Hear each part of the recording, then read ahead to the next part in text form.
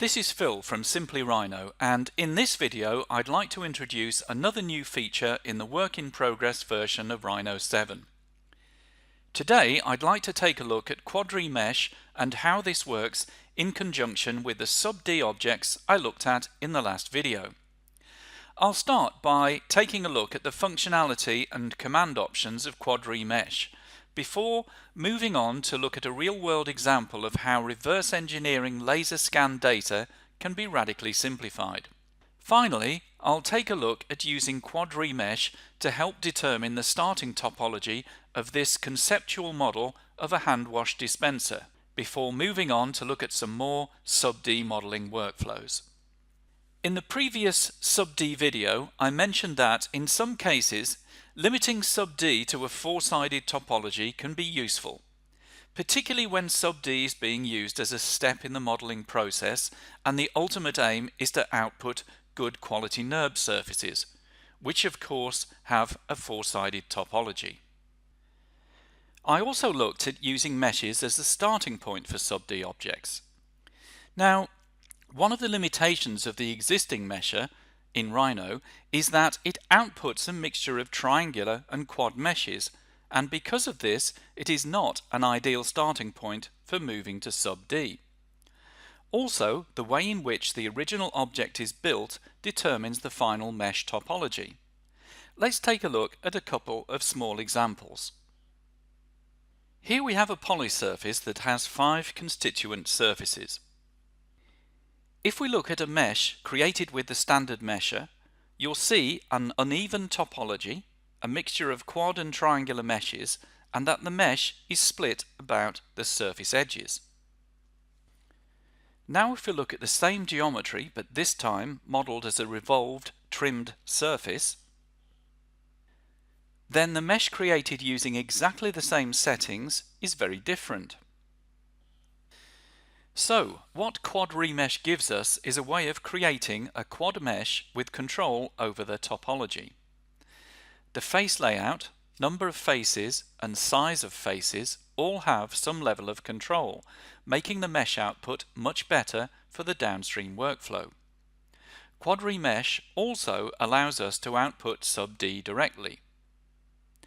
Let's first take a look at some simple examples that I can use to demonstrate the various settings and controls in QuadRemesh. In this first example, I have a surface that in plan measures 100 by 100 millimeters. I'm going to select the surface and run QuadRemesh, and first of all we can set the mesh either by specifying a target edge length or a target quad count. So I'll use edges to start off with, set the value to 10, hit preview, and then so I can better see the mesh in preview, I'm going to hide the input object. As expected here, I get 100 faces, and of course because all those faces are the same size, I'm not able to resolve the curve detail in the middle of the surface. Now if I switch to a quad count setting rather than an edge length setting, I'll have more controls at my disposal. And the first control I have here is adaptive size. This basically adapts the size of the quad faces to suit the curvature of the surface. So it will push more of the quads into the area of curvature or detail, and I'll have larger quads in the area where there's less curvature.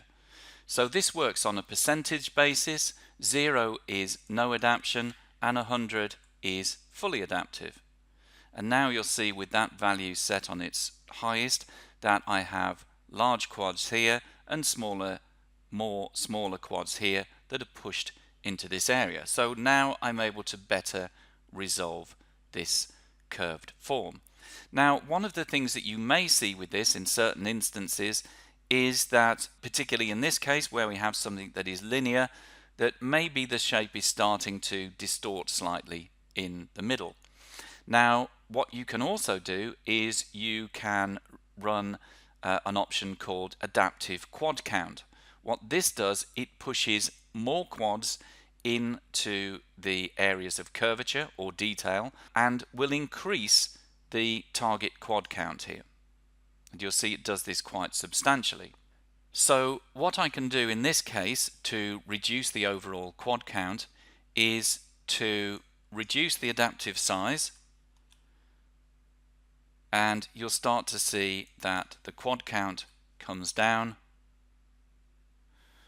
but I still retain the structure or topology of the mesh that I had previously.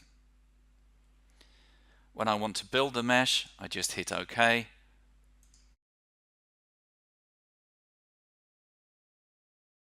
And now you'll see the mesh that's been created from my surface.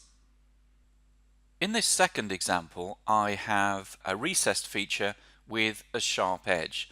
So I'm going to go ahead and run QuadRemesh, and I'm going to start with the settings that we used in the last example. So I'll turn on preview and hide the input objects, and you can see that we don't have enough meshes to generate the recessed shape. So I'm going to increase the adaptive size, and the next thing that I can do now is, if I want to capture the hard edges of this feature, I can turn on use surface edges. Now the smart option will just use edges that contribute to a shape change, and the strict option will use all the edges in the surface. Now in this example I'll get the same result with both, but generally you would want to be using the smart option here. You'll see now how I'm starting to pick out these edges, and so what I really need to do now is to sort out the topology of the mesh. So maybe just as a starting point I would reduce the adaptation and just increase the number of quads. Okay, now we're seeing the shape a little better. Now another thing that we can do is that we can instantly convert to SubD, and if we want to maintain the sharp edges on the SubD, I need to make sure that the SubD is crease aware, and I also need to use this setting here, detect hard edges. The original surface of course is symmetrical in both X and Y, and I can create a symmetry axis here, and this is about the X and Y of the object itself. And you can see when I do this that our patch layout is now symmetrical, but also what you can see is, because I'm using the surface edge option here, is how the topology of the mesh is running around that edge. So I'm just going to increase the quad count here slightly, and then let's export this out.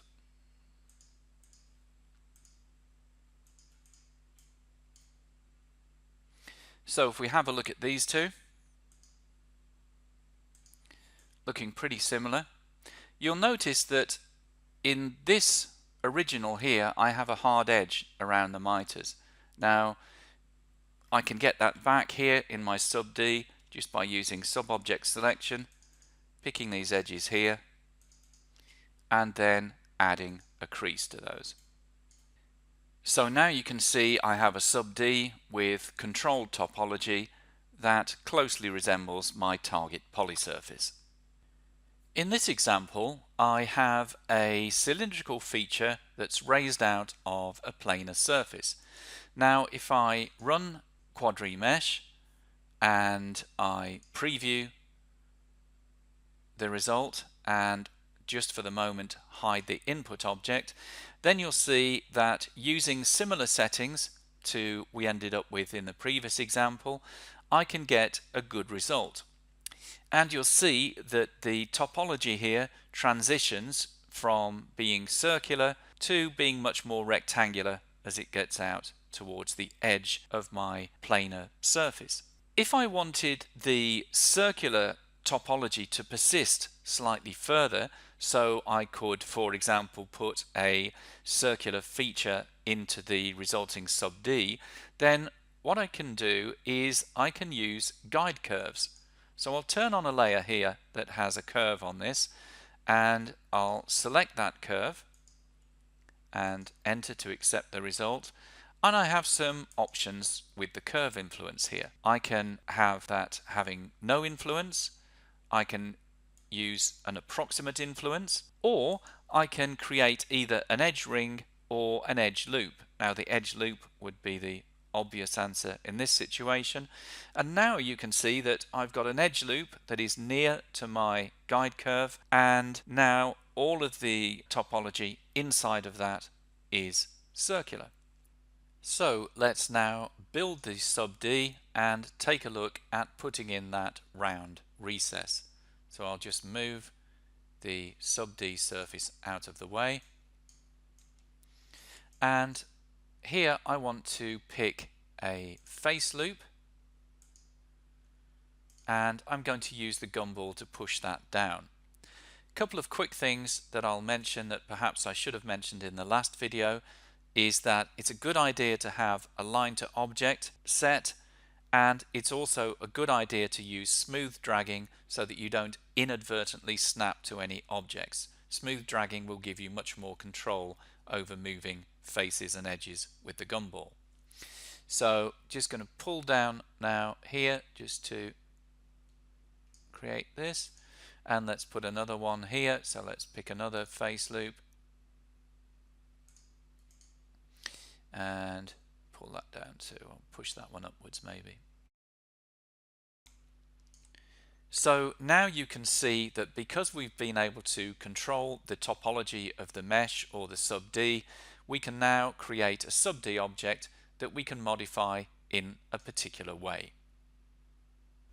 Now let's look at a real-world application for QuadRemesh and SubD. This is a good example of how the modeling process can be radically simplified by using these new tools. This is a Rhino model of a shoulder disarticulation prosthesis created by Izzy McInnes. Izzy works as a special effects designer in film and TV, but also designs these fully functional prosthetics. I first saw Izzy's work when she attended one of the Simply Rhino intermediate advanced training classes in London. Now, at the time of making this video, we're in the middle of the global pandemic and all our training has been moved online. You can see details of all of our online training at simplyrhino.co.uk, or of course you can call us for more details. These prosthetics are for people, mainly young adults, who would like to express their individuality and personality via their prosthetic rather than use a more modest, standard medical device. The result is both attractive and functional, with a tattoo-like decoration on switchable covers and practical features such as a concealed storage compartment and a mobile phone charger. The starting point for a project like this would be a laser scan of, in this case, the wearer's left arm. Having created and mirrored the scan, the next step would be to create editable surfaces from the mesh that could then be split, offset into solid parts, and then detailed. With a traditional approach, this scanned mesh to NURBS conversion would be a time-consuming bottleneck. If we look at the scan, it's incredibly complex, and there's almost 100,000 faces in this example. One existing workflow would be to create multiple regular section curves through the scan in the desired U and V directions. These would then be rebuilt as smooth degree 3 curves with a known number of control points before building a number of separate surfaces. You can see a white paper describing this process on our website, and I'll leave a link to this in the description below. So this traditional process would be incredibly time-consuming, but thankfully this is now virtually a simple push-button conversion. We can use QuadRemesh to take our scan and convert that directly to a SubD surface. So I'll pick the mesh and open up QuadRemesh, and I'll start with 2000 quads, 80% adaptive size, and an adaptive quad count. I'll have detect hard edges on, convert to SubD, and crease SubD so I can maintain the crease at the top of the shoulder here. I'll turn on the preview and hide the input objects. And what we'll see when the mesh is generated is that first of all we get a closed SubD which is comprised entirely of quads. If we look at the detail areas around the ends of the fingers and between the fingers, these are all closed off. But perhaps the most important thing is that the topology of the NURBS patches, or indeed the mesh faces if you were just wanting a mesh output, is derived from the principal curvature of the object that we are remeshing. And what that means is that our layout of our patches, of our SubD faces, are almost ideally where we would want them to create either a good SubD or a good downstream conversion to NURBS. You can see here that we've reduced the number of faces to under 4,000 from our 100,000 original faces, and although there are some detail areas around here where we might need to get closer to the mesh, this is a fairly good start.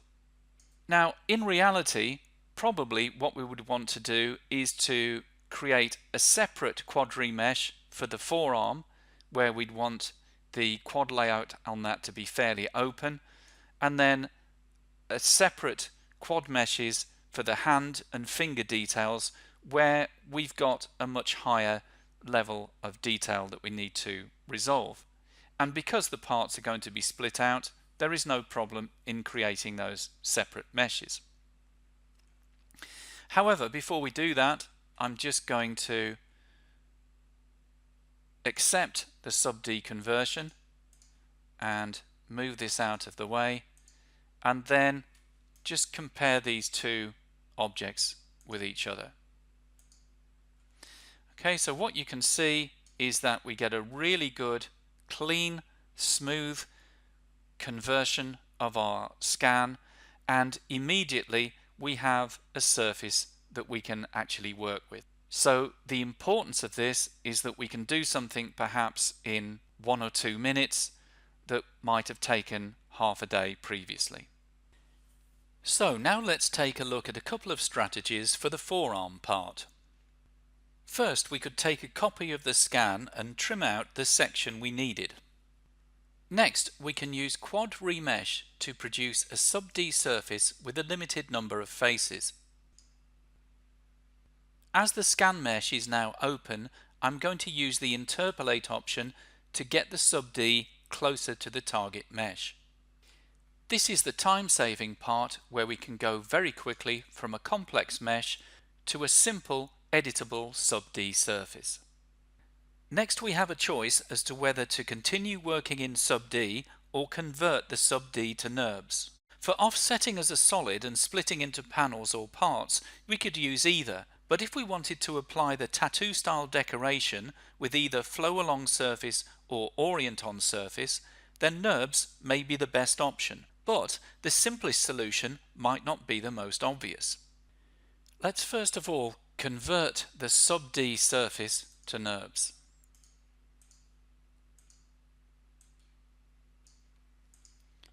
This gives a polysurface with a surface patch for every SubD face. If the aim was to use flow along surface or orient on surface to apply the decoration, then we'd really need a surface rather than a polysurface. Both of these commands will only work with a single surface at a time. So, for example, if I go to transform and orient and on surface, and I attempt to orient the decoration onto the polysurface, then it will only let me orient onto one constituent surface of that polysurface. Likewise, if I work directly with the SubD, then I'll be limited to one of the patches of the SubD that I can orient to. So let's take a look at a couple of ways by which we can create single surfaces. Now, the first method is slightly risky, and I wouldn't suggest this method for any objects that have much in the way of local shape change. So I'm going to take the polysurface that was created from the NURBS conversion, and I'm going to explode that into its constituent surfaces. Then I'm going to go to Surface and Surface Edit Tools and use the Merge command. It's important when you use this command in instances like this that the Smooth option here is turned off. And what we do is we take a pair of surfaces at a time and merge them together. Now, as I've tried to explain in the introduction, if there is not much in the way of local shape change going on, then we should be able to merge the surfaces together into a larger single surface. The second method is somewhat simpler, and we're going to work directly with the SubD surface. Now, when we created the SubD from the mesh, effectively we reverse engineered the SubD from the mesh, and we're now going to reverse engineer a NURB surface from the SubD. And the way that we're going to do this is to extract the wireframe from this SubD. So we're going to go to Curve, Curve from Objects, and Extract Wireframe. Pick the SubD object and enter. Then we can take that wireframe, and because it has a very simple structure, we can use a surface command to build a surface directly from that wireframe. So I'll use Surface, Curve Network, select the result here. I'll probably use a fairly loose tolerance on the edge curves, maybe 0.1 of a millimeter, and an even looser tolerance on the interior curves, in an effort to get a very simple surface.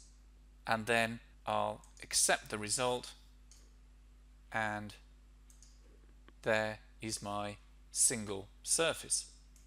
So now we can go from mesh, single editable SubD surface, to single editable NURB surface in 3 very quick steps. So now I've split out the forearm panel by using Split at Isocurve with the shrink option turned on, and now I'm just going to take a quick look at flowing this pattern onto the forearm panel. So I'll go to Transform, Flow Along Surface, pick the pattern and enter. Then I'll use the plane option and describe the rectangular plane and click on the target surface. The idea with the plane option is that the rectangular boundary here represents the boundary of the surface, so it gives me some control over where the pattern will sit on the surface.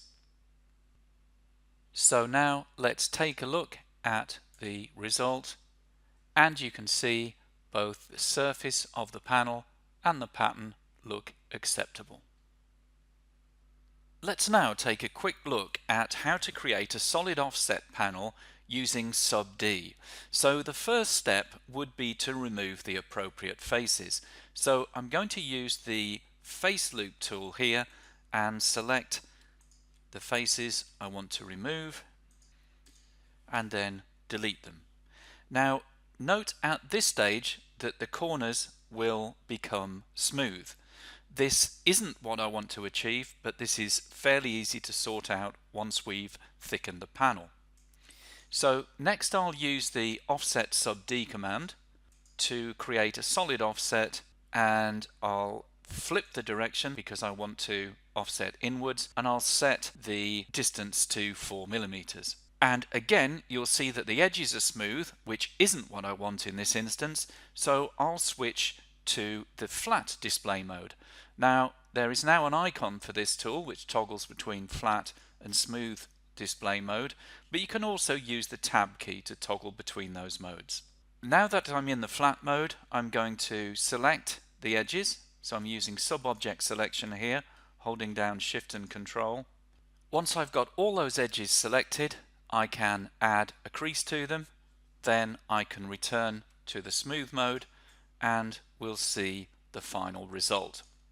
Now of course you could start the whole process in flat mode if you found that easier. For the last example in this video, I'd like to look at some more SubD workflow. This hand wash dispenser bottle lends itself well to be modelled in SubD. An example of where you might use this process is in creating a number of conceptual iterations of the bottle that all use the same pump dispenser.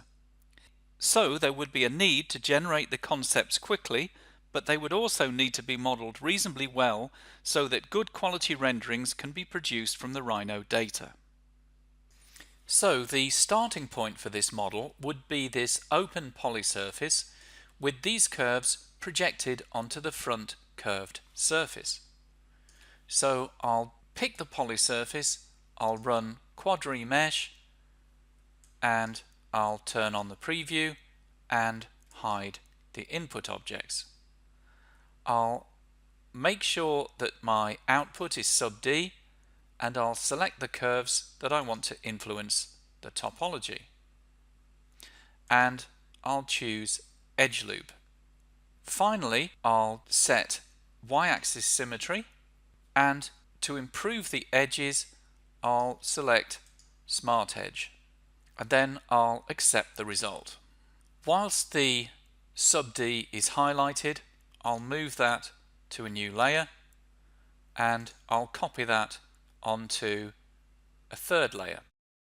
This means that I have a copy of the original SubD and then a second copy that I can now edit. Next, I just want to remove this edge on both sides so that my topology is similar top to bottom. So I'll tab to show the flat display mode, and I'll select this edge and delete them. Then I'll tab to go back into smooth mode. Now my topology is similar top to bottom at the center. Next, I want to create the raised area for the label. So I'll first of all make sure my face selection is selected, and first of all I'll choose a face loop, and I'll select this area, and then I want to use a brush tool to select inside that area. Once I have this area selected, I can save that selection. This is a new feature in version 7, and I can go to Panels and Named Selections, and I can save this selection as Label Area. So this is a really handy way of being able to save any sort of selection in Rhino.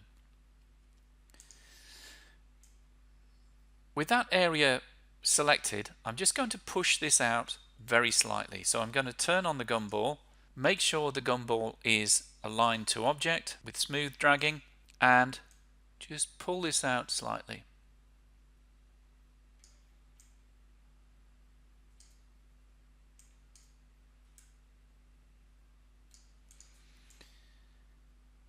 Next up, I'm going to harden the edge of that area by putting in a crease. So I'll disable the selection, I'll use Shift and Control and double click to pick the boundary of that region, and I'll add the crease. In order to see features like this better, I created a custom display mode called Surface Evaluation. It's very easy to create custom display modes in Rhino 7 or indeed Rhino 6. It's just a case of going to the Rhino options, going to View and Display Modes, and in this case I took the shaded mode and I made a copy of it. Once you do that, you will see all of the features for the display mode in question, and all that I did in this instance was to create a custom material for all of the objects that just had a highly reflective environment, and that environment just had a blurry spherical image applied to it. Before I move on and do more sculpting of the shape, I'm going to look at another feature in SubD, and that is called Reflect. and that allows me to create a symmetry across a center line of the object. So what I'm going to do is to pick my face selection, and I'm going to select all of the faces on the one side of the object and delete them.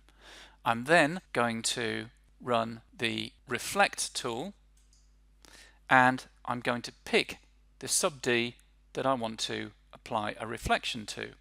I'm going to choose the C-plane y-axis, and I'm going to pick a point on the geometry to keep. The idea of this is that any geometry between the point that I'm picking on now and the y-axis can change in order to create the symmetry, and anything in this case to the left of that is going to be maintained. So I'll pick that point and then I'll enter to accept the result. Now, of course, because my geometry was already mirrored, the result is exactly the same here. But the idea now is that if I pick a face here and I then turn on my gumball and edit that face, then the symmetrical face will update as well. So this makes editing a symmetrical object an awful lot easier. So now I can start to sculpt the SubD by moving faces, edges and points and gradually resolve the shape. Personally, I find it useful to use the flat display from time to time to help me, for example, line up rows of points along an edge. As usual, I would save the geometry onto layers as I go in case I need to return to a previous step. Once I'm happy with the shape, I'll use reflect again to create the rear of the form. The result is now a closed SubD. For my visual, I'll need to create a thickness to the bottle whilst maintaining a solid volume, and I'll need a separate solid volume for the liquid. I'll need solid so that the ray trace renderer can calculate the correct refractions. Let's first take a look at the bottle, and I'm going to start by removing these two faces here, and remember that I have reflect on, so the faces at the back will also be removed, and I'm now going to use the offset command to offset this volume inwards. First of all, I'll switch to the flat display mode, and I'll then run the offset SubD command. I'll make sure that I'm offsetting inwards, and I'll set the distance to 1.2 millimeters. Once the offset has been created, I can pick the top edge and the bottom edge of the opening, and I can add a crease to them. I can then return to smooth mode. To create the liquid, I'll start with another copy of the closed SubD volume, and I'll use the offset SubD command, and this time I'll offset inwards by a distance of 0.6 millimeters with the solid option turned off. You'll notice that when I do this, I lose the crease on the label area, and because of the way in which this object is built, i.e. it's a blow molding that's only controlled by its outside or A surface, then the idea that we smooth off this feature on the inside actually creates a lifelike offset. If we wanted to put the crease back in, of course we can select the edge loop and add the crease to it. To move on now and to create the top of the liquid, I'll probably be better off converting the object to NURBS. So I'll copy this onto a new layer and I'll convert the geometry to NURBS. Then I can create the top of the liquid by creating a line and using a solid tool such as wire cut to cut through the top of my volume. If I want to create the curved meniscus on the edge of the liquid, then I can remove the flat plane that was created by a wire cut, and I can draw a curve, and then I can orient this to the edge of the opening.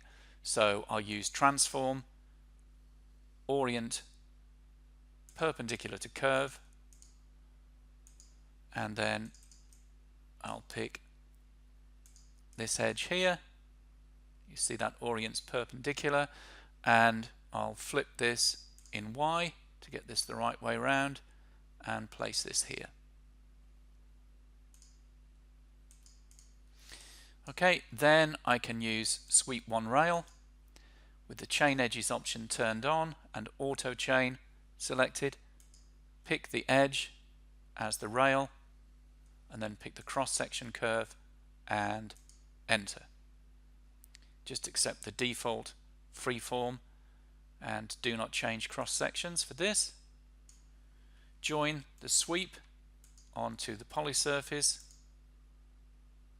and then finally I can cap the remaining planar hole and just check that this is a closed solid Polysurface. To add the neck and finish to the bottle, I'll need to convert to NURBS, as SubD, being equivalent to degree 3 NURBS, won't create the correct circular section I need. Whilst I was editing the SubD, I removed some edges, and you'll see that I have a 6-sided face here and a 5-sided face here.